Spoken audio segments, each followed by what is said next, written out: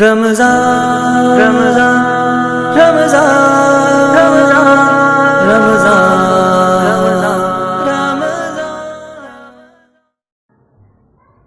السلام علیکم ورحمۃ اللہ وبرکاتہ۔ الحمد للہ رب العالمین والصلاة والسلام علی سید المرسلین وعلی آلہ واصحابہ اجمعین، اما بعد۔ حضرات، آج کے درس کا عنوان ہے اللہ کی پکڑ سے بے خوفی کا انجام۔ اعوذ باللہ من الشیطان الرجیم، بسم اللہ الرحمن الرحیم۔ أفأمن أهل القرى أن يأتيهم بأسنا بياتا وهم نائمون أوأمن أهل القرى أن يأتيهم بأسنا ضحى وهم يلعبون أفأمنوا مكر الله فلا يأمن مكر الله إلا القوم الخاسرون۔ سورہ اعراف آیت نمبر 97 تا 99۔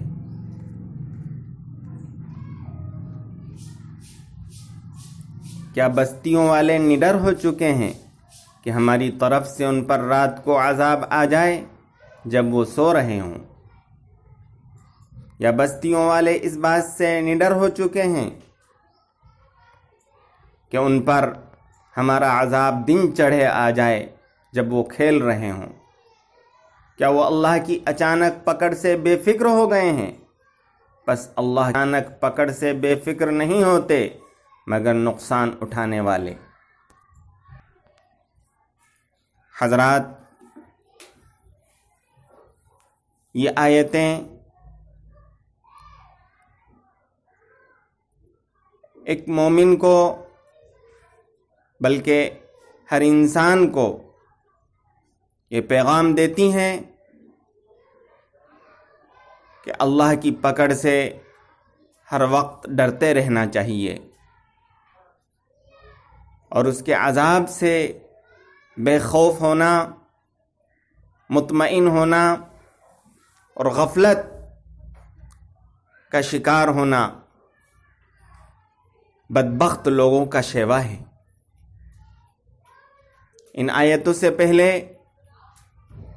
ذکر کیا گیا ہے کہ اللہ تبارک و تعالی جب کسی قوم کی جانب نبی بھیجتا ہے اور وہ قوم نبی کو جھٹلاتی ہے تو اللہ تبارک و تعالی ان کو متنبہ فرمانے کے لیے، ان کو خواب غفلت سے جگانے کے لیے، ان کو گناہوں سے توبہ کرنے پر آمادہ فرمانے کے لیے اللہ تبارک و تعالی سختی، بیماری، پریشانی میں مبتلا فرماتا ہے تاکہ وہ گڑ گڑائیں، اللہ کی طرف لو لگائیں، اپنے گناہوں سے توبہ کریں۔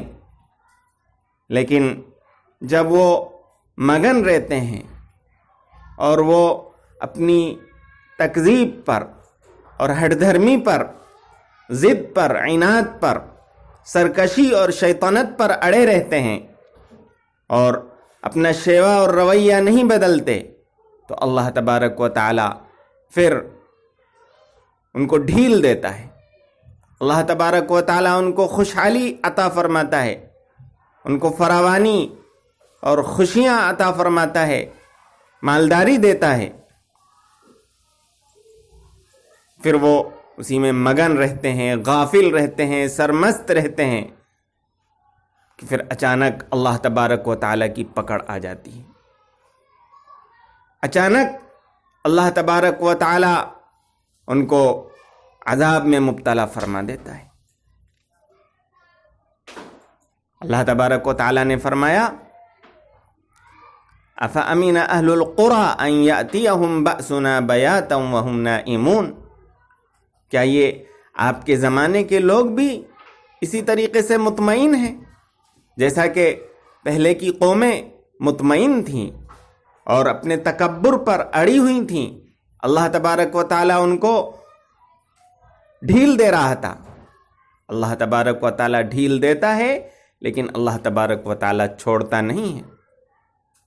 جب اللہ کی پکڑ آتی ہے تو پھر اللہ تبارک و تعالیٰ کی پکڑ سے کوئی نہیں بچتا۔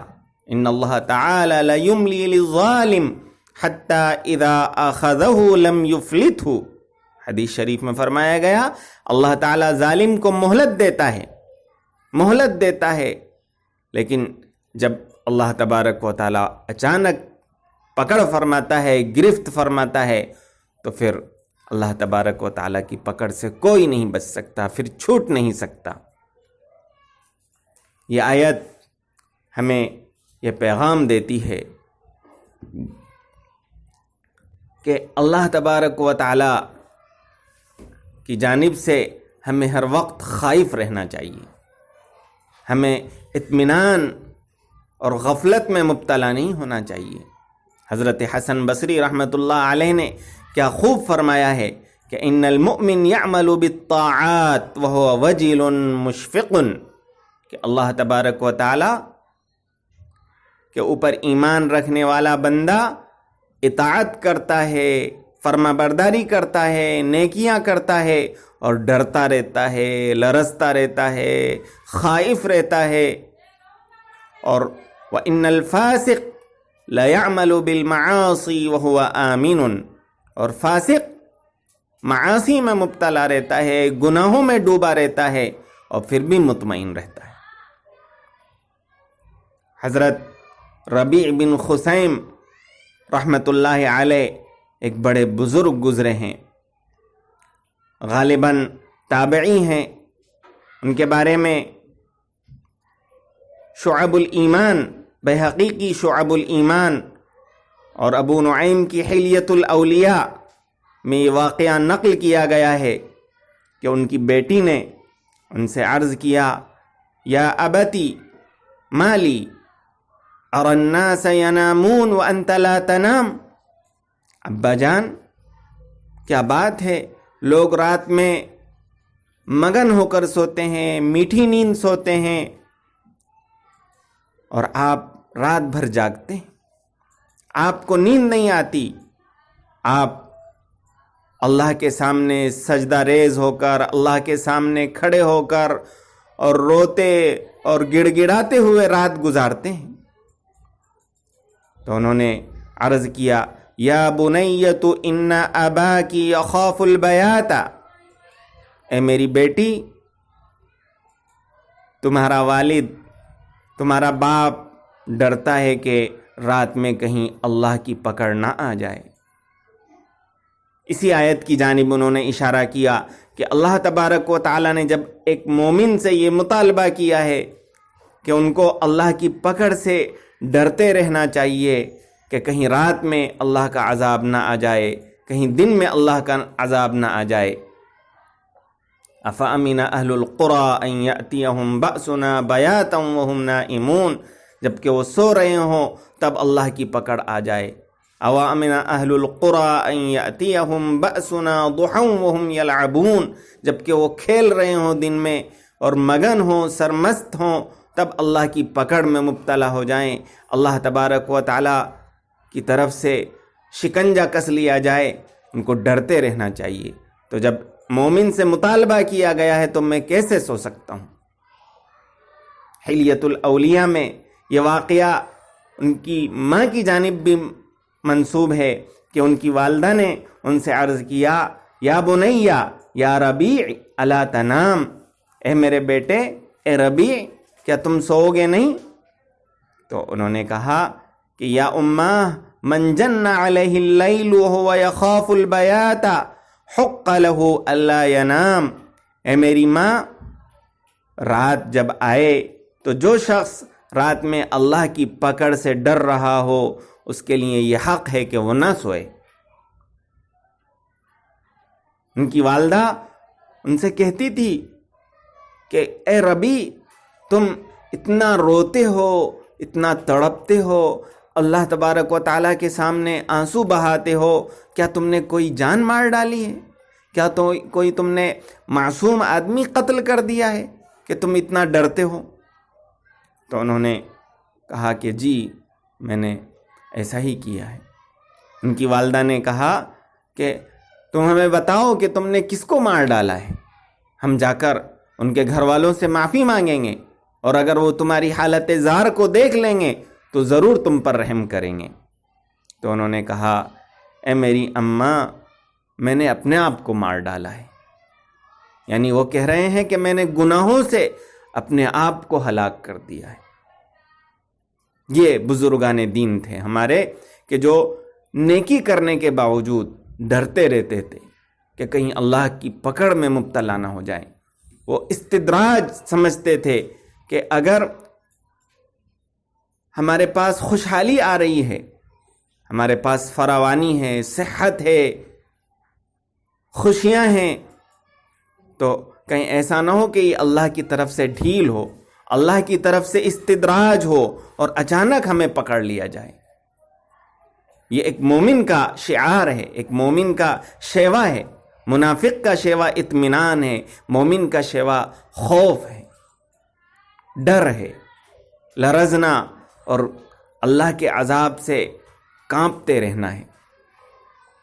حضرت منصور ابن المعتمر رحمۃ اللہ علیہ کے بارے میں بھی یہی فرمایا گیا ہے کہ وہ اتنا روتے تھے، ان کی ماں نے کہا کہ تم اتنا روتے ہو، شاید تم نے کوئی قتل کر دیا ہے۔ وہ کہتے تھے انی اعلم بنفسی، کہ میں جانتا ہوں کہ جو میں نے کیا ہے، انی اعلم ما صنعت بنفسی، جو میں نے اپنے ساتھ جو کیا ہے وہ میں جانتا ہوں۔